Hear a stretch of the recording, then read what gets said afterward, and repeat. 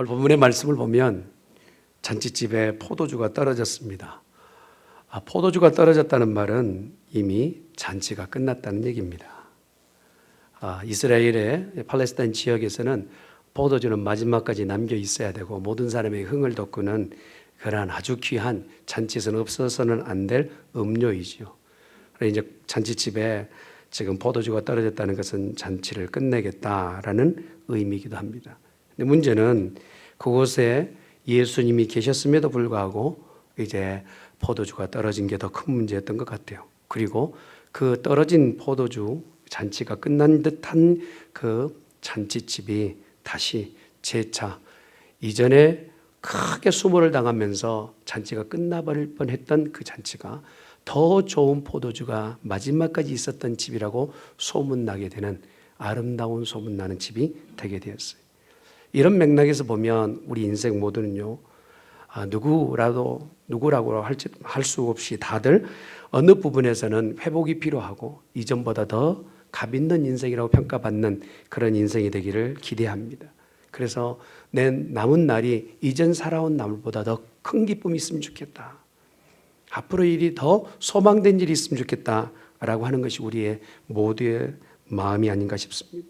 인생에 떨어지지 말아야 될 것이 벌써 떨어지게 되면 그게 바로 걱정과 근심 또 인생 가운데 짜증만 가득 차게 되고 절망스럽게 되는 것이죠. 허무하게 되는 것이 이것이 바로 아직 떨어지지 말아야 될 것이 떨어진 인생의 모습입니다. 그러나 예수를 믿는다는 그 시점은요, 내 떨어졌던 모든 것들이 예수님으로 인해서 채워진 인생으로 살아내는 첫걸음이라는 겁니다. 죽음으로 내리달렸던 내 삶이 예수님으로 인해서 연결되되 영원히 살 수 있는 생명을 주게 되었다. 이것이 바로 오늘 우리의 본질이에요. 그러니 짜증스러운 인생을 사는다 할지라도 우리 가운데 넘쳐나야 될 것은 떨어진 인생이 아니라 다시 채워진 기쁨의 인생이 되어져야 될 줄 믿습니다. 그래서요, 늘 믿는 사람은 기뻐야 돼요. 왜? 이유를 알지 못하지만 내 안에 기쁨이 넘쳐야 돼요. 그것은 바로 예수님의 이름으로 그러한 줄 믿습니다. 시편 16편 11절에 이런 말씀이 있어요. 같이 봅니다. 시작. 주께서 생명의 길을 내게 보이시리니 주의 앞에는 충만한 기쁨이 있고 주의 오른쪽에는 영원한 즐거움이 있나이다. 아멘. 하나님과 함께 사는 성도에게는요, 기쁨과 즐거움이 가득한 삶을 살게 되는 줄 믿습니다. 여러분이 하나님과 함께 사는지를 알 수 있는 유일한 방법은요, 늘 기쁜 것. 이것이 바로 하나님이 내 곁에 계시는 거예요. 살짝 옆에 있는 분을 바라보시길 바랍니다. 표현은 하지 마시고 옆에 있는 분 바라보십시오. 기쁨이 넘치시면 끄덕끄덕 하시고, 기쁨이 아직 안 넘치시면 옆으로 살짝. 사랑하는 성도 여러분, 요한복음 15장 11절에도 예수님이 이렇게 말씀하세요. 시작. 내가 이것을 너에게 이름은 내 기쁨이 너희 안에 있어 너의 기쁨을 충만하게 하려 함이라. 아멘. 인생은 결여된 것 때문에, 결핍 때문에 거기서 걱정이고 저주스러운 삶인 것 같아 보이지만 그 모든 것을 채우시는 예수님 인해서 인생은 기쁨으로 대천안을 이루게 된다는 거예요. 우리가 잘 아는 무신론의 대표적 철학자였던 리체는요, 원래 독실한 기독교의 성도의 가정에서 태어났습니다. 믿음을 가질 수 있는 모든 조건을 가지고 있었던 그가 무시무시한 무신론자가 되었던 것은요, 그 스스로 글을 이렇게 썼어요. 내가 예수 믿을 필요가 없는 것은 예수 믿는 사람들을 바라볼 때 전혀 기쁘지 않다는 걸 발견했기 때문이다. 굳이 내가 예수 믿을 필요 있는, 믿어도 저 정도라면, 안 믿고도 그 정도로 따라갈 수 있다면, 예수 믿어서 달라진 게 하나도 없다면 내가 예수 믿을 필요가 있겠느냐라고 반문하며 그 글을 기록하였습니다. 우리가 기쁨 없는 삶을 살면 그것도 전도의 문이 막혀요. 그러니 우리 중앙교회 성도들은 늘 기뻐하시길 예수님이 축원합니다. 삶의 문제가 아직 남아있는데 어떻게 기뻐합니까? 내게 흥을 돋궈주는 그 모든 것들이 다 떠나가 버렸는데 어떻게 기뻐합니까? 라고 하는데 오늘 본문의 말씀은 그 비결을 알려주고 계십니다. 가나 지방이라 하면요, 지금도 우리가 성지순례 갔을 때는요, 가나 지역까지는 그만 가지를 않아요.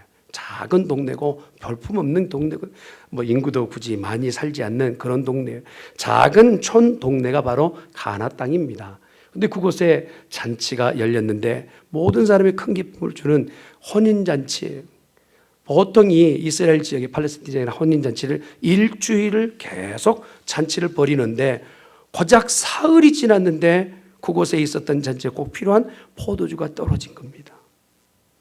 처음 이 사람이 이 잔치를 준비한 사람이 혹시 내가 초청했던 사람보다 숫자가 더 많이 왔다든지 아니면 다들 식성이 좋아가지고 원래 차려놨던 음식보다 훨씬 더 많이 먹었든지 여하튼 간에 이 모든 것을 사람이 많이 왔든지 뭐 잘 먹어서 없어져서는 안 될 포도주가 떨어지게 된 거예요. 여러분 이게 문제 아닙니까? 그래서 그 안에 모든 사람들이 이제는 곧 이 위기를 직면하게 될 때의 이 모습이에요. 이런 삶의 모습들은요 오늘 우리에게서 쉽게 볼 수 있어요. 인생은 어쩌면요 처음 잔치로 시작했다가 마지막 사람들이 모이는 모임으로 끝을 내요.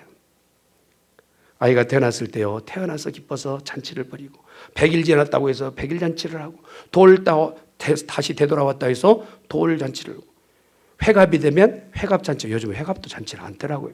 원치 젊으셔가지고 저도요 간혹요 아주 등치가 좋아서 뒤에서 어이 청년 부르면요 얼굴 휙 돌리면 나이 드신 얼굴 보고 깜짝 놀랄 때가 많아요. 그만큼 건강 70, 80이 되고 이제는 90 이하 되어서 잔치를 벌여요. 인생의 모든 것이 어쩌면 잔치집과 같아요. 장례식에도 마지막은 그렇게 사람들의 모임으로 끝을 나지 않습니까? 그런데 모자라고 떨어져서는 안 될 것이 떨어지는 것이 결국 상실과 결핍 우리들의 모습에서 보게 되는 모습. 이 잔치집에 기쁨이 더하려면 떨어지지 말아야 되는데 떨어지는 것 때문에 그렇단 말이죠. 그러면서 오늘 들려주신 말씀이 뭡니까? 이 떨어진 것을 발견한 사람이라면 무엇인가 결핍한 것이 보여진다면 무엇으로 삶을 바꿔내야 되느냐? 예수님께 그것을 물어야 된다는 거예요. 한번 따라합시다. 예수님께 구해야 된다. 할렐루야. 오늘요 이 잔치집에 예수님께서 초청되어서 먼저 마리아가 그 자리에 있었습니다. 그리고 이 사실을 마리아가 가나 혼인집에 그 인척간에 있었던 것 같아요. 이 비밀스러운 이야기를 아무에게나 할 수 없지 않습니까? 마리아에게 그 얘기를 했을 때 마리아는요 얼토당토 않게 예수님을 부릅니다. 그리고 이 사실을 예수님께 얘기합니다. 포도주가 떨어졌다는 겁니다. 여러분 의아하지 않습니까? 포도주가 떨어졌다면 얼른 급하게 어느 곳에 가서 구하든지 아니면 무엇인가 다른 것을 방법을 구해야 되는데 문제의 근원은 포도주인데 예수님을 불러드리는 거예요. 이것은 오늘 우리에게 의미하는 것이 있습니다. 예수님이 영적인 우리의 영원한 구원을 위해서 이 땅에 오셨지만 그뿐만 아니라 우리의 일상의 생활까지도 주님은 우리와 함께 하시고 우리의 삶을 책임져 주신다는 거예요. 아멘. 그래서 우리가 예수님 앞에 나아갈 때요 이러한 문제까지도 예수님께서 해결해 주실까? 이런 문제를 들고 주님 앞에 나아갈까 하는 것 같아 보이지만 주님은 오늘 우리 입술에 나오는 모든 기도를 친히 응답하신 줄 믿습니다. 저는요 아는 분 중에 에어컨을 수리를 잘 하시는 분을 어떻게 알게 됐어요.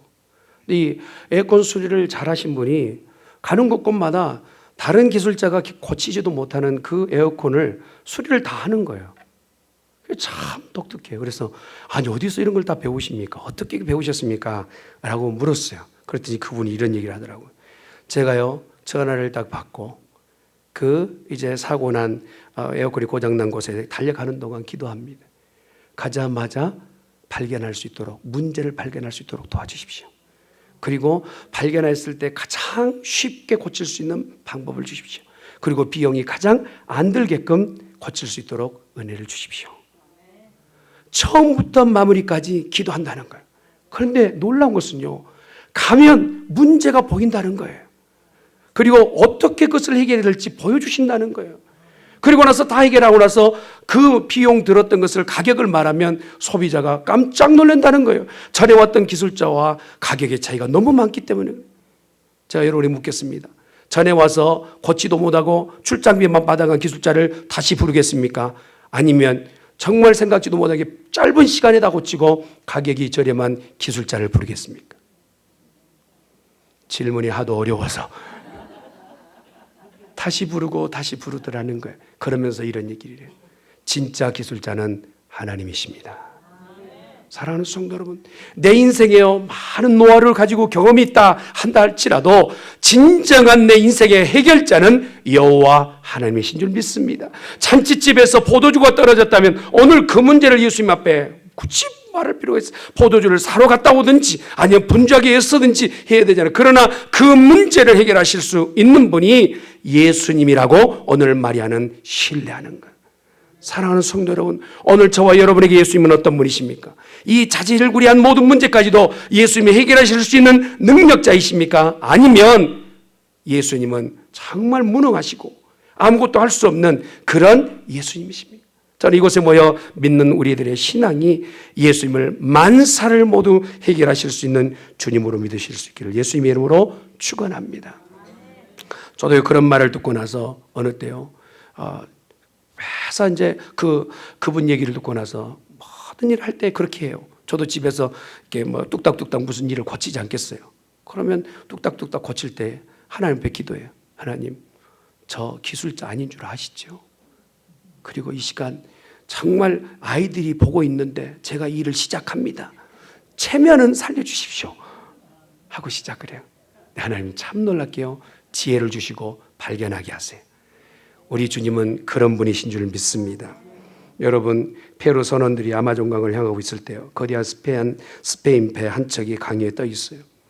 배로 따지자면 페루 선원들이 탄 배는 아주 조그만 배이고, 그 다음에 스페인 사람들이 타 있던 배는 큰 배였어요.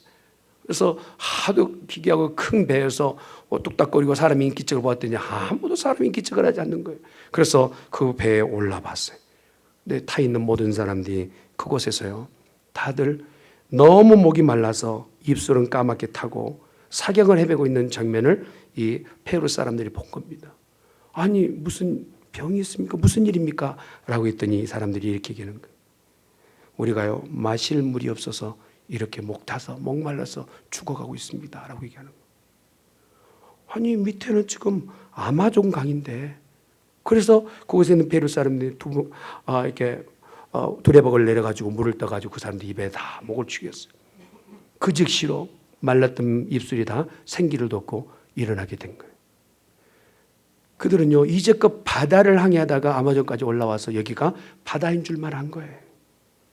여러분, 인생 내가 그렇게 결핍된 세상을 살던, 바닷가와 같은 인생을 살던 우리들에게요, 우리의 이 바탕이 완전히 바뀌었어요. 우리 바탕은 예수님이세요.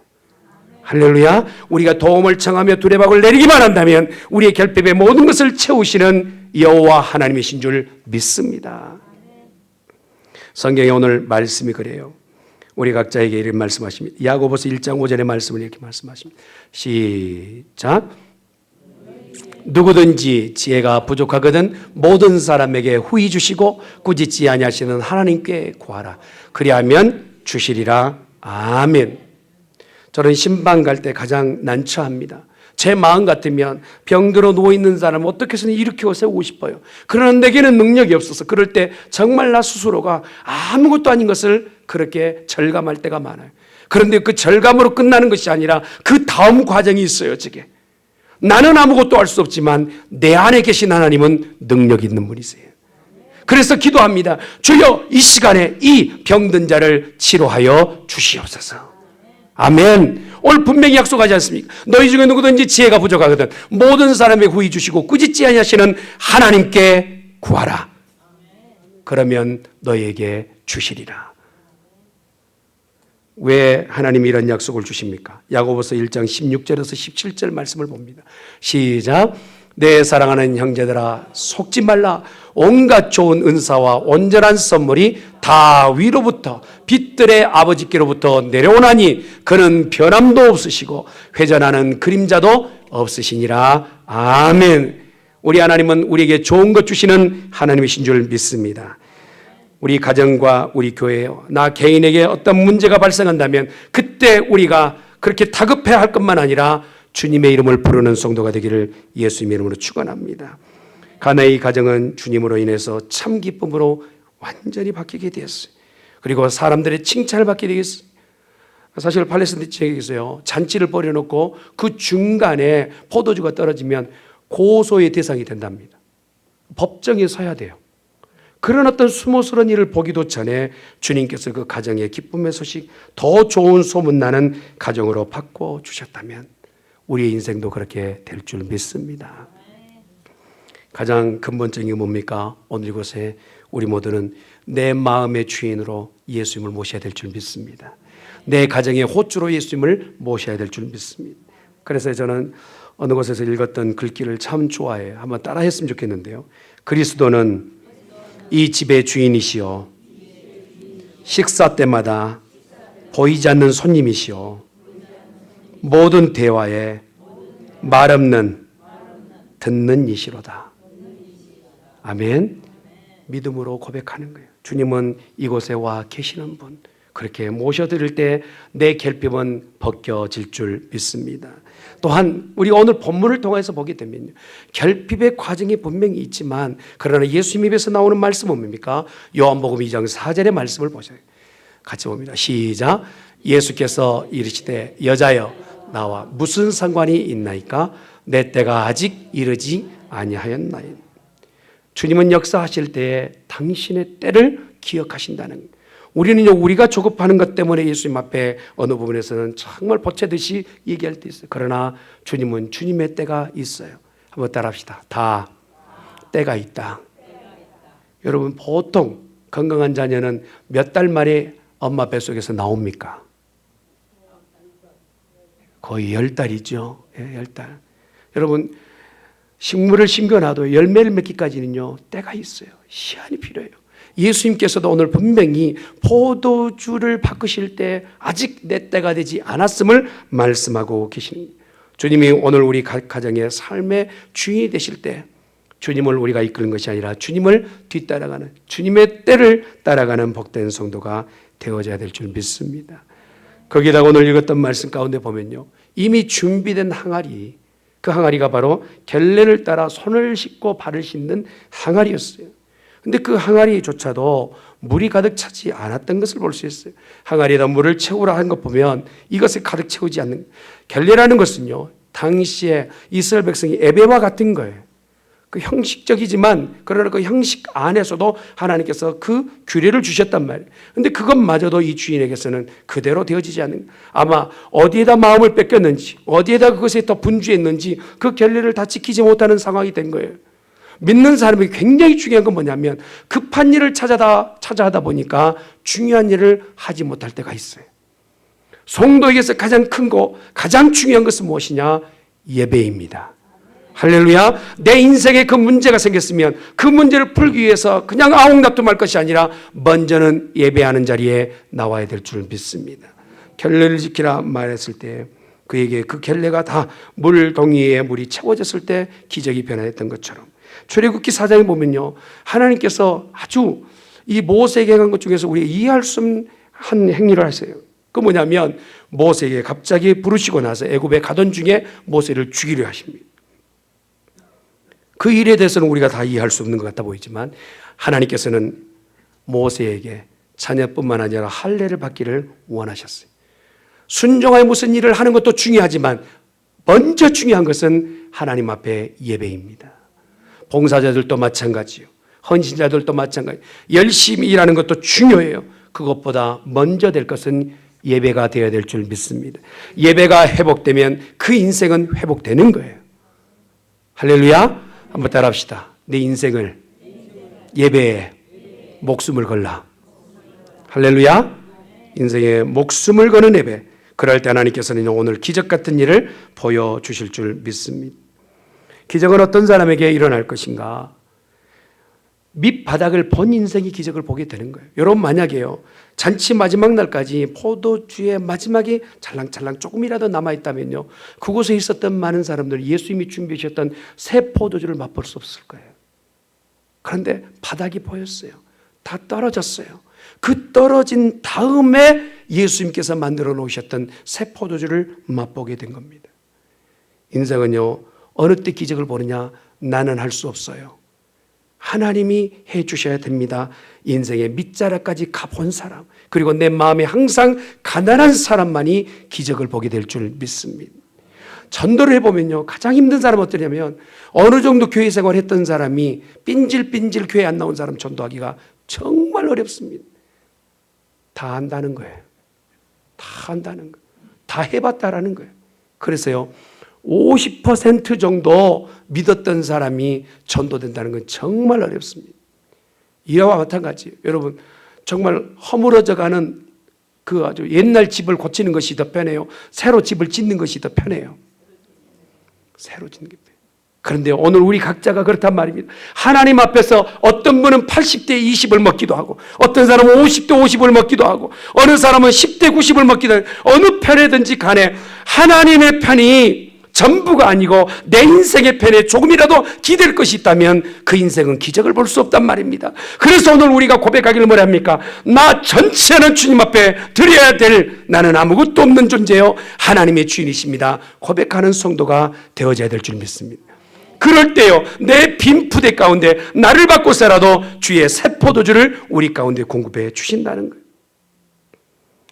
아직 바닥나지 않는 인생은, 내가 바닥이라고 말하지 않는 인생은, 내 힘으로, 내 기력으로, 내 용기로, 내 경험으로 인생을 살아보겠다 말하는 사람은요, 하나님이 일하실 그 틈이 없어요. 그래서요, 가만두시는 거예요. 그래, 하는 데까지 해봐. 그러다 안 되면 나를 찾겠지 하시는 거예요. 여러분, 거기까지 갈 것이 아니라 나는 아무것도 아닙니다, 하나님 앞에 나는 죄인 중에 죄인입니다 고백할 수 있는 나 자신을 낮추는 성도가 되시기를 주님의 이름으로 축원합니다. 나 자신이 낮추어졌다면 그 다음 어떻게 됩니까? 요한복음 2장 5절의 말씀 같이 봉독합니다. 시작. 그의 어머니가 하인들에게 이르되 너에게 무슨 말씀을 하시든지 그대로 하라 하니라. 여러분, 말씀대로 하면 기적은 일어납니다. 분단별로 좀 아멘 좀 체크해 봐야 되겠어요. 섞여가지고 이제 혼선이 있어요. 이쪽 우리 장로님 계신 분단, 말씀대로 하면 기적은 일어납니다. 2분단, 말씀대로 하면 기적이 일어납니다. 3분단, 아멘 할지어다. 4분단, 아멘. 여러분, 말씀은 태초의 원료가 됩니다. 천지 만물이 말씀으로 지어지셨고 그 말씀을 따르는 자에게 오늘 하나님께서 기적을 보여주신 줄 믿습니다. 예수님 바라보며 마리아가 얘기합니다. 하인들에게 너는 예수님이 무슨 말씀을 하시든지 그대로 순종하라. 그런데요, 쉽지가 않아요. 순종하기 쉽지 않은 것은 뭐냐면 비상식적이기 때문에 그래요. 우리가 좀 알잖아요. 정말 좀 우리끼리 하는 얘기지만 좀 알지요. 좀 알잖아요. 좀. 여러분, 물은 포도주 될 수 없는 것 아시잖아요. 대답 안 한다고 그게 상황은 바뀌는 게 아니에요. 알잖아요. 그날 그 집에 있었던 6개의 돌 항아리는요, 누가 봐도 손 씻고 발 씻는 물이었어요. 그건요, 물이지 포도주가 될 수 없어요. 알아요. 그런데 오늘 순종하래요. 알고 있는 것이 많을수록 순종하기 힘든 거예요. 경험한 것이 많을수록 순종하기 힘든 거예요. 내가 상황이 다 보이는 사람일수록 더욱더 순종하기 힘든 거예요. 그래서 오늘 성경을 뭐라고 합니까? 그렇다 할지라도 말씀한 대로 순종하라 말씀하신 거예요. 할렐루야. 다 보여요. 무엇인지 알아요. 알면서도 그것을 할 수 있는 자가 기적을 볼 줄 믿습니다. 여러분, 누가 봐도요, 홍해 앞에서 고함을 친다 한들 홍해가 갈라지겠습니까? 배를 갈라내겠어요? 그러나 말씀대로 모세는 지팡이를 들었더니 홍해가 수박 갈려지듯이 갈려지는 기적을 보여주시더란 말이에요.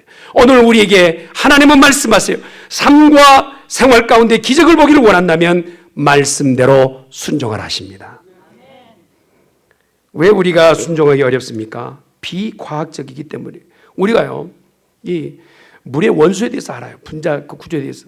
보통 우리가 어떻게 봅니까? H2O예요. 그리고 포도주는요, H2O는 멀어요. 사실 우리가 과학 시간 졸면서 자면서 배웠다 하더라도 H2O는 알고 있잖아요. 그렇죠? 그런데 과학적이지 않는 이 일, 사실 포도주를 만들기 위해서 포도의 껍질을 이용했다든지 포도 씨앗을 이용했다든지 아니면 포도주 털을 이용해서 뭔가를 만들어냈다면 조금은 끄덕거려져요. 그런데 눈에 훤히 보이는 것이 물인데 포도주 됐다는 것은요, 정말 과학적으로 우리 이해할 수 없는 거예요. 사랑하는 성도 여러분, 과학이 그것을 다 말하지 않는다 할지라도 성경에 기록되는 모든 말씀은 진리요, 할렐루야, 말씀에 능력 있는 줄 믿습니다. 더 중요한 건 뭡니까? 연회장에게 갖다 주라 말을 들었던 하인들은요, 그대로 순종합니다. 여러분, 물을 떠 가는 이 종의 마음은 어떨까요? 우리 이 본문 다 알잖아요. 설교도 여러 번 들어봤잖아요. 그런데 오늘 우리가 그래 보자는 말입니다. 우리 삶 가운데서 말씀이 오늘 전달됐다면 말씀대로 살아야지 성전 문 밖에 나갈 때는요, 마음이 바뀌는 거예요. 그건 말씀이고 내 상황은 아니야. 나 자신을 이해시킬 때가 얼마나 많습니까? 종이요 물떡할 때요, 이거 가지고 가서 연회장에게 떠 보여줄 때는요, 정말 어떤 상황이든지 간에 이 하인은 몰매를 맞든지 밖에 내처진 바 되는 상황이에요. 그런데도 불구하고 그 눈앞에 보이는 물을 들고 가던 동안에 계속적으로 순종하자. 나만 장군이 요단강 물에서 7번째까지 들어갈 때 그 수모스럽고 벌거벗겨진 자기 모습, 보이고 싶지 않았던 그 문둥병, 그 진물 나는 모습을 모든 사람이 보는 수치스러운 장면 가운데 있었음에도 불구하고 7번 순종하여 들어갔다 나왔더니 어린아이 피부처럼 되었던 것처럼 오늘 이 시대는 하나님의 말씀을 순종하는 자가 필요한 줄 믿습니다. 그 말씀을 순종하는 사람은 기적을 보게 된다는 거예요. 여러분 기억하십시오. 우리가 상식적으로 과학적으로 진흙탕에서 나는 연꽃은요, 진흙 색깔이어야 돼요. 그러나 여러분, 연꽃은 예상치 않았던 꽃잎이 나와요. 파란 풀을 먹고 자란 소는요, 젖을 짜면 무슨 색깔이 나와야 됩니까? 파란 젖이 나와야 돼. 그러나 생각지도 않은 하얀색 젖이 나와요. 여러분, 내가 생각하지 못하는 그 범위는 하나님의 것이에요. 과학이 얘기하지 못한 범위도 하나님의 것이에요. 그러니 오늘 저와 여러분은 모든 것을 믿고 맡기며 믿음으로 순종해가는 거룩한 백성 되시길 예수님을 축원합니다. 그래서 오늘 우리에게 꼬집기를 말하고 얘기합니까? 너희가 창들 힘 기력도 한 번도 연병장에 가서 훈련하지 않았던 너희들에게 18만 5천 명이라는 아수르 병사를 대적하게 했을 때 너희가 한번 창이나 활이나 들어본 적이 있느냐? 그들을 다 없이하였을 때는 여호와 하나님께서 전쟁에 승리케 해주시지 않았느냐? 우리 생각이 아니에요. 우리 경험이 아니에요. 우리 과학적 상식이 아니에요. 하나님이 일하실 때는 오늘 기적으로 일하신 줄 믿습니다. 이사야 45장 9절에 보면 이런 말씀이, 질그릇 조각 한 조각 같은 자기 자신이 자기를 지으신 이를 더불어 다툴진대 화 있을진대. 이건 무슨 말씀이냐면, 질그릇 한 조각 같은 애가 그 질그릇을 만들었던 애에게 말대꾸하고 있는 것이 얼마나 우스꽝스럽냐는. 여러분, 하나님 우리를 지으신 분이세요. 만드신 분인 줄 믿습니다. 그러니 그분 앞에 내 인생을 맡길 수 있기를 예수님의 이름으로 축원합니다. 경험이 어느 때는요, 내가 경험했던 것이 하나님 앞에 나아갈 때 방해가 될 줄 알아요. 여러분은 달리기 100m를 몇 초에 달린지 모르겠어요. 여러분, 제가 100m 몇 초나 달릴 것 같습니까? 물어봐야 뭐 하겠어요. 최선을 다해서 달립니다. 여하튼. 그런데 하나님은요, 제가 달리는 그 능력 이상으로 뛰실 수 있는 분이세요. 아멘. 우리가 달릴 수 있는 한계치로 하나님을 계산하다 보니까 이 정도밖에 못 뛸 것이다라고 얘기하고 이 정도밖에 하실 수 없다라고 말하는 것이 오늘 우리 한계치가 되었어요. 그래서 베드로전서 2장 8절에 이렇게 갑니다. 시작.